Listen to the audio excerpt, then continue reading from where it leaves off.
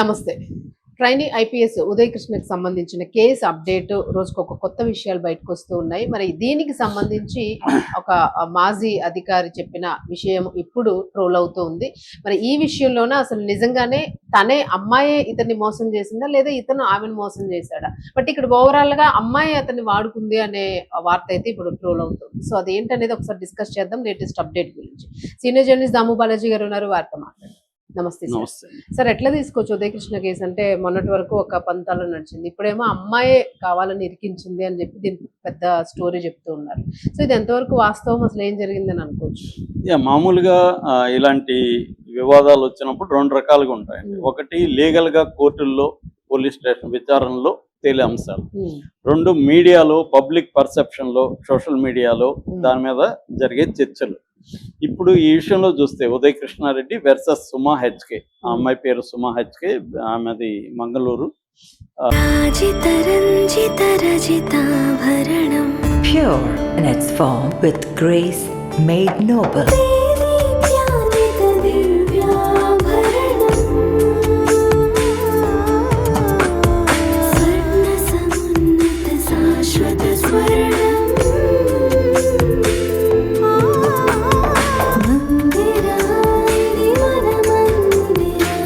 Mandira Premium Silver Jewelry by Manipali. వాళ్ళ husband Tamilian యాక్చువల్గా, వెంకటేశ్వరన్ ఆయన పేరు, ఆర్ వెంకటేశ్వరన్, ఐఏఎస్. సో వీళ్ళు ఒకరు తమిళనాడు, ఒకరు కర్ణాటక, ఇక్కడేమో ఆంధ్ర. ఆంధ్ర అయినా కూడా తెలంగాణ వాళ్ళు కూడా ఈయన్ని ఓన్ చేసుకున్నారు, తెలుగు వ్యక్తిగా ఈయన ఓన్ చేసుకున్నారు. ఎందుకంటే తన వెనకాల ఒక సినిమాటిక్ స్టోరీ ఉంది కాబట్టి, పేదరికం నుంచి రావడం అవన్నీ. సో ఇప్పుడు అవతల వైపు నుంచి, ఆ అమ్మాయి వైపు నుంచి సోషల్ మీడియాలో ఎటువంటి అలజడి కానీ, ఎటువంటి వెర్షన్స్ వాళ్ళు వచ్చి మీడియాతో మాట్లాడడం కానీ చేయలేదు. వాళ్ళ తరపున కూడా ఎవరు మీడియాతో వచ్చి జరిగింది ఇది అనేది చెప్పలేదు. కన్నడ మీడియాలో కూడా నేను చూసాను, ఎక్కడా లేదు. సో ఇక్కడ నుంచేమో ఈ ఉదయ్ కృష్ణారెడ్డి వాళ్ళ బ్రదర్ మీడియాతో మాట్లాడారు, వాళ్ళ ఫ్రెండ్ మాట్లాడారు. ఇప్పుడు ఆయనకి సపోర్ట్ గా చాలా మంది రంగంలోకి దిగి మాట్లాడుతున్నారు. సో ఇక్కడ మనకి ముందుగానే ఈ విషయం చెప్పకముందే నేను చెప్పదలుచుకుంది ఏంటంటే, దీనివల్ల ఏమీ తెగదు. సోషల్ మీడియాలో ఎంత డిస్కషన్ వచ్చినా రేపు కోర్టులోనే తేలాలి, ఇన్వెస్టిగేషన్ తేలాలి, ఇక్కడ ఏమీ జరగదు. కాకపోతే దీన్ని ఎలా అర్థం చేసుకోవాలి ఏంటి అనేది మాట్లాడుకోవడం తప్ప ఇదేం జరగదు. ఇప్పుడు ఏంటంటే, మరి ఎందుకనో ఈయనకి నిజానికి బంధువు కాదు, సర్కిల్ కాదు, మేబీ మన్నం నాగేశ్వరరావు, ఆయన యాక్చువల్గా కమ్మ సామాజిక వర్గం, ఈ అబ్బాయి రెడ్డి, మేబీ ఆయనది ప్రకాశం జిల్లా ఏమో నాకు తెలీదు, ఈ అబ్బాయి ఏమో లేదా తెలుగువాడు అనుకున్నాడో తెలియదు. ఆయన ఇప్పుడు ఈ అబ్బాయిని సపోర్ట్ చేస్తూ వరుస ట్వీట్లు చేస్తున్నాడు. బిగినింగ్ లో ఏం చెప్పాడు ఆయన ట్వీట్ లో, ఇద్దరు తప్పు చేశారు, ఇద్దరికి పనిష్మెంట్ జరగాలి, ఒకరికే జరగడం కరెక్ట్ కాదనేది ట్వీట్ చేశాడు. దీన్ని చంద్రబాబు, పవన్ కళ్యాణ్ జోక్యం చేసుకోవాలి అనేది ఆయన చెప్పాడు. మళ్ళీ ఇప్పుడు లేటెస్ట్ గా ఒకటి చేశాడు ఆయన. ఇప్పుడు మేబీ ఆయన ఎంక్వైరీ చేశాడా, లేకపోతే ఈ అబ్బాయితో మాట్లాడితే ఈ అబ్బాయి తన వెర్షన్ చెప్పాడా, ఆయన ఇప్పుడు ఒక వెర్షన్ చెప్పాడు. ఆయన వెర్షన్ లో ఎంత నిజమో మనకు తెలియదు. కాకపోతే ఆయన వెర్షన్ ఏంది, దీన్ని ఎలా అర్థం చేసుకోవాలనేది మనం మాట్లాడుకుందాం. ఆయన వెర్షన్ ప్రకారం ఏంటంటే, ఈ సుమాన ఆమెడ కెరియర్ కోసమే ఇతన్ని లవ్ చేసింది, కెరియర్ కోసమే ఇతన్ని వదిలించుకుంది, బదనాం చేసింది అనేది ఆయన ఎసెన్స్. అంటే ఆ అమ్మాయి కెరియర్ కోసం ఇతను వాడుకొని ఫైనల్ గా ఇతన్ని ఇరికిచ్చేసింది అనేది ఆయన చెప్పదలుచుకున్న సారాంశం. అయితే ఆయన డీటెయిల్ గా దీన్ని ఎలా చెప్పాడంటే, ఆమె 2024 బ్యాచ్ అనమాట, ఇతనేమో 2025 బ్యాచ్. వీళ్ళిద్దరిది ఒక బ్యాచ్ కాదు. సో 2024 బ్యాచ్ అయితే ఆమెకు మణిపూర్ క్యాడర్ ఇచ్చారు. మణిపూర్లో పోయి ఆమె పనిచేయడానికి రెడీగా లేదు. రెండోది, బెటర్ ఆప్షన్ కోసం ఆమె మళ్ళీ సివిల్స్కి అప్లై చేయాలనుకున్నది. సో అందుకని ఆమె బేసిక్ ట్రైనింగ్ తీసుకోకుండా ఆగింది. ఆగినప్పుడు ఆమె ఈ సెలక్షన్ ఎవరెవరు అవుతున్నారో చూసుకొని వాళ్ళతో కొంతమందిని కాంటాక్ట్ చేసింది. అందులో ఉదయ్ కృష్ణారెడ్డి తగిలాడు సోషల్ మీడియాలో తను కాంటాక్ట్ చేసి తనతో టచ్లోకి వెళ్ళింది.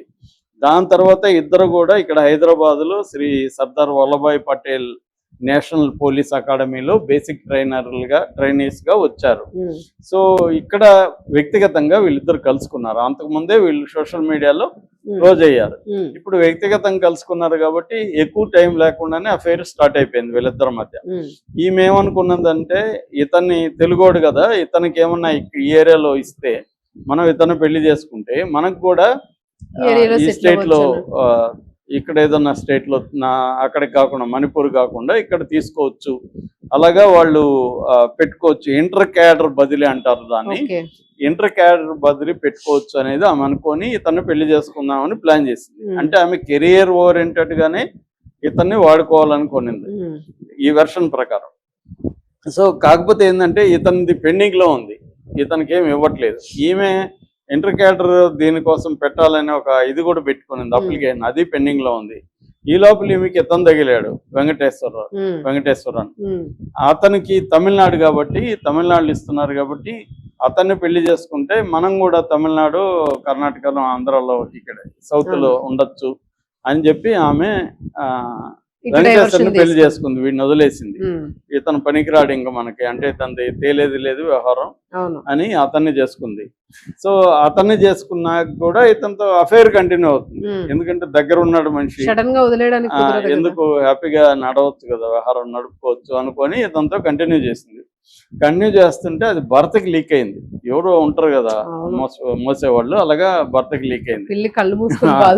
భర్తకి లీక్ అయ్యేసరికి భర్త ఇవన్నీ అడిగేసరికి దాంతో ఈమె ఏం చేయాలో తెలియక ఇతనే నన్ను వేధిస్తున్నాడు అంటే ఈ మెసేజ్ ఏవో చూశాడు అనుకో భర్త. ఈ మెసేజ్ ఏంటంటే అతనే పెడుతున్నాడు మెసేజ్, ఇలాగ నన్ను వేధిస్తున్నాడు అని భర్తకి చెప్పింది.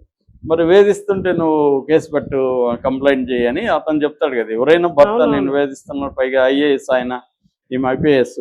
సో అంటే దాంతో ఈమె ఇతన్ని ఇరికించడం కోసం కొన్ని ట్రిక్కులు ప్లే చేసి ఆమె రూమ్కి వచ్చి ఆమె చేసి నన్ను లాగాడని, జుట్టు పట్టుకొని ఈడ్చుకెళ్ళాడని, తనే ఫోన్ తీసుకెళ్ళిపోయి మెసేజ్ పెట్టాడని చేసేదానికి ఒక ప్లాన్ చేసింది. అది తెలిసిన ఉదయ్ కృష్ణారెడ్డి ఆమె రావడం ఇవన్నీ అతను కూడా రికార్డ్ చేసి భర్తకు పంపించాడు. అరే బాబు, నేను వేధింపులు చేయట్లేదు, నీ భార్య వస్తుంది అని ప్రూవ్ చేయడం కోసం ఇతను ఆమెకు భర్తకు పెట్టాడు. అది కూడా వాళ్ళు ప్రూఫ్ గా తమకు అనుకూలంగా మార్చుకొని ఇలాగా బ్లాక్మెయిల్ చేయడానికి వీడియోలు పంపిస్తున్నాడు అని చెప్పి ఇతన్ని ఇరికిచ్చి పెట్టేశారు అనేది ఈ వెర్షన్. ఈ వెర్షన్ వినడానికి అయితే బాగానే ఉంది, నిజమా కాదు మనకి ఎలా తెలియదు. ఇది వన్ వే ట్రాఫిక్ లాంటి ఒక వెర్షన్. అంటే వీళ్ళకి కన్వీనియంట్ గా చెప్పారు. ఈ వెర్షన్ రేపు కోర్టులో నిలవు. కోర్టులో అవతల ప్రూఫ్స్ ఉంటాయి, అవతల అడ్వకేట్స్ ఉంటారు. వాళ్ళు ఇతను చెప్పిన కథనంతా అక్కడ యాక్సెప్ట్ చేసేసి జడ్జి ఏమి తీర్పులు ఇవ్వడం. ఇది సోషల్ మీడియాలో పనికొస్తుంది. అంటే సోషల్ మీడియాలో పాపం ఇతని జీవితం అంతా స్ట్రగుల్లో అయ్యి వచ్చాడు, వచ్చినాక కూడా ఒక స్వార్థపరురాలైన ఒక మహిళ చేత ఇతను మోసపోయాడు అన్న కథనానికి పనికొస్తుంది తప్ప దీనివల్ల ఏమీ తెగదు. ఆయనకు కూడా తెలుసు ఈ సోషల్ మీడియాని ఇన్ఫ్లుయెన్స్ చేయడానికి ఏదో పెడుతున్నట్టుగా ఉన్నాడు. దీనివల్ల మరి ఎంతవరకు ఇది కేసుని ఇన్ఫ్లుయెన్స్ చేస్తుందా లేదా తెలియదు. ఒక్కొక్కసారి రివర్స్ కూడా అయ్యే అవకాశం ఉంది. అంటే నువ్వు సోషల్ మీడియాలో ఇతను కావాలనే అబద్ధపు కథనాలు ప్రచారం చేస్తూ ఒక సూసైడ్ కావాలని ఒక సూసైడ్ నాటకం ఆడాడు, సూసైడ్ లెటర్ రాసి మళ్ళీ మత్తులో రాశానన్నాడు. అంటే క్లియర్ గా ఇతను ఒక డ్రామా ఆడుతూ కేసుని ఇన్ఫ్లుయెన్స్ చేయడానికి ట్రై చేస్తున్నాడు అన్న వాదన్ని రేపు పబ్లిక్ ప్రాసిక్యూటర్ కోర్టులో పెట్టే అవకాశం ఉంది. ఇది వాళ్ళకి తెలీదా? తెలిసినా ఎందుకు చేస్తున్నారంటే సోషల్ మీడియాలో ఇన్ఫ్లుయెన్స్ చేయడానికి, లేదు తన తరపున ఎవరైనా పెద్ద స్థాయిలో ఇన్ఫ్లుయెన్స్ అయ్యి ఈ కేసుని మ్యానిపులేట్ చేసి తనని బయటపడేస్తారేమని కూడా ఉండొచ్చు. లేదు ఇంకొక యాంగిల్ వీళ్ళని ప్రెజర్ చేసి నిన్నే ఇరికిస్తాము ఈ కేసులో అని చెప్పి, నువ్వు విత్డ్రా చేసుకోకపోతే నిన్నే ఇరికిచ్చేస్తాము కేసులు అని చెప్పి కూడా ఆమెను బెదిరించవచ్చు. సో ఆమె ఇవన్నీ ఎందుకులే తలనొప్పులు, ఒత్తిపోయింది అయిపోయింది, కాంప్రమైజ్ అయిపోదామని కూడా జరగచ్చు. సో నిజంగా లేదు ఈ కథ నిజమే అయ్యి ఇతను నిజంగానే బాధితుడు కూడా అయ్యి ఉండొచ్చు. మనకి తెలియదు ఏది నిజం. ఇక్కడ ఏది నిజం అనేది ఇంపార్టెంట్ కాదు. కోర్టులో ఏంటంటే ఏది గెలుస్తుంది అనేది ఇంపార్టెంట్. గెలుపు ఓటములు తప్ప నిజమా అబద్ధం అనేది మ్యాటర్ కాదు. కాకపోతే ఎవరి నెరేటివ్ కంట్రోల్ అంటారు.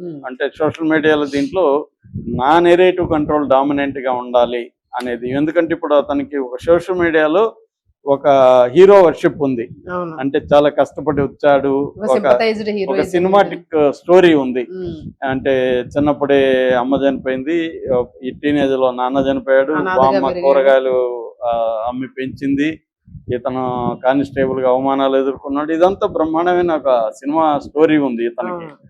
ఆ సినిమా స్టోరీకి ఇది దెబ్బ తగిలింది. సరే ఇవన్నీ కరెక్టే గానీ నువ్వు ఎందుకురా అమ్మాయిని ఇలా చేసావు అని నిలదీసేవాళ్ళు ఉన్నారు. సో నేనేమి చేయలేదు, ఆమె విలను, నేను విక్టిము, మళ్ళీ ఇక్కడ కూడా నేను విక్టిమే ఉమ్, అని ఇతని నెరేషన్ ఇప్పుడు బయటకు వస్తుంది. ఉమ్, దీనికి సపోర్ట్ చేస్తూ మన్నం నాగేశ్వరరావు మాట్లాడుతున్నాడు. మన్నం నాగేశ్వరరావు ఇక్కడ మాట్లాడడం వల్ల ఏం ఉపయోగం లేదు. ఇవన్నీ వీటన్నిటికీ సాక్ష్యాలు అడుగుతారు. అవును. ఈ కథనానికి సాక్ష్యాలు ఉన్నాయా మన్నం నాగేశ్వరరావు దగ్గర? అవును. ఉంటే కోర్టులో పెట్టాలి, మన దగ్గర పెట్టి లాభం లేదు. ఉమ్, కాబట్టి ఈయన ఒక కథనాన్ని బయట పెట్టాడు. ఈ కథనం అనేది కరెక్టా కాదా అనేది తేల్చేది ఎవరు తేల్చరు. కాబట్టి దీనికి ఏమీ ప్రైమ పేసి దీనికి వాల్యూ లేదు ఈ కథనానికి. అవును. నమ్మేవాడు నమ్ముతాడు, నమ్మదలుచుకున్నాడు ఓన్లీ నమ్ముతాడు. సోషల్ మీడియా వరకే తప్ప అంత తప్ప చట్టపరంగా అంతకంటే ఏమీ ఏమీ జరగదు. చేయడానికి అయితే రైట్. Thank you.